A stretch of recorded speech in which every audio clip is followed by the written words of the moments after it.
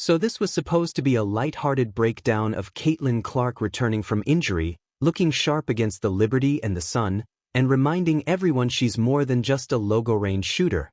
She's the rare guard who doesn't just create jumpers for teammates, she manufactures layups. But instead, the game turned into something else entirely, with two separate flare-ups stealing the spotlight. So let's unpack how it all unfolded.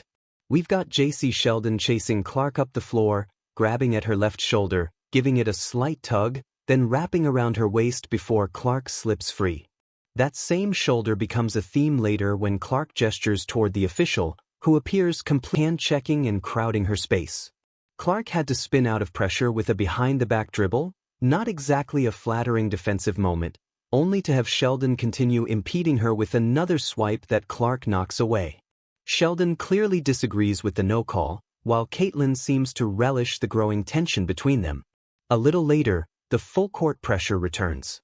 Clark gives Sheldon a quick look, suddenly stops, maybe even leans back slightly, and the two collide hard.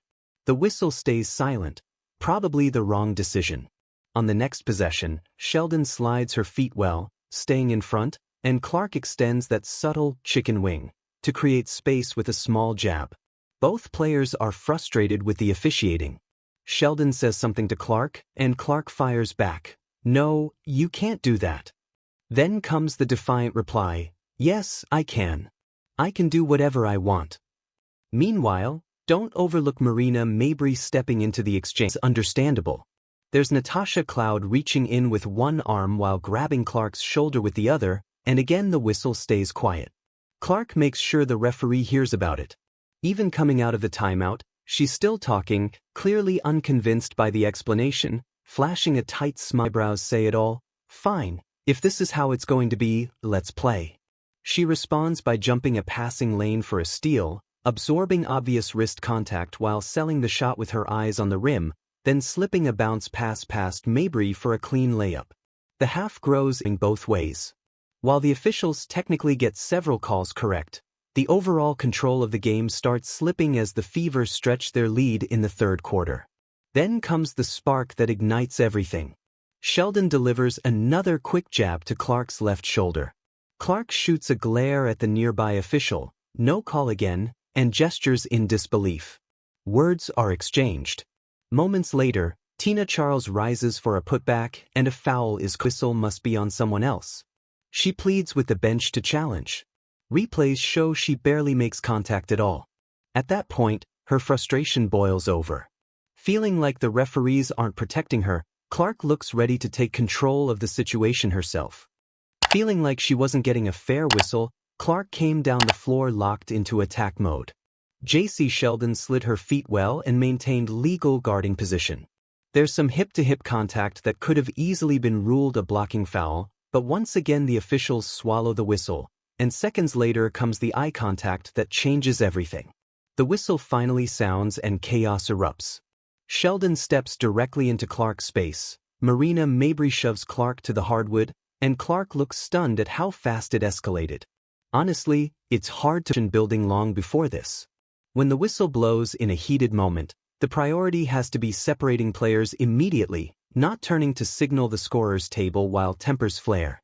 Now the big question, was the contact to Clark's eye intentional? The dribble does rise high, so you could argue Sheldon was reaching for the ball. But does her wrist angle slightly, driving the thumb toward Clark's eye with added force? With all night, you can't dismiss intent. And if it truly was just a miss, what makes it more suspicious is the absence of any quick apology or gesture to indicate it wasn't deliberate. Instead of backing off, Sheldon steps toward Clark, who clearly just wants space. Then Tina Charles inserts herself, pointing in Clark's face as if to suggest she deserved it. Moments later, Mabrey delivers a blatant cheap shot that sends Clark crashing down. It echoes the infamous shove by Nikola Jokic on Markieff Morris, a reminder of how dangerous blindside hits can be and how quickly things can spiral. It does raise a bigger question about the tone Clark has faced since entering the WNBA. The physicality sometimes feels less like tough defense and more like resentment toward a generational talent who has quickly become one of the league's biggest draws. Hard fouls to disrupt rhythm are one thing, reckless contact that risks injury is another. And this situation only worsened when officials took more than 5 minutes to sort out penalties, and still got parts of it wrong. They handed offsetting technical fouls to Tina Charles and Caitlin Clark, which feels questionable considering Clark absorbed most of the contact. Sheldon received a flagrant one for unnecessary contact to the face, appropriate, but nothing additional for in the scoreboard battle. Clark's reaction felt bigger than one game, more like a message to the entire league that she's not backing down. But tensions weren't finished. Sophie Cunningham jumped a passing lane for a steal, and Mabrey again added unnecessary controlled enough not to whip her to the floor. Still, tempers flared again beneath the basket, dangerously close to fans.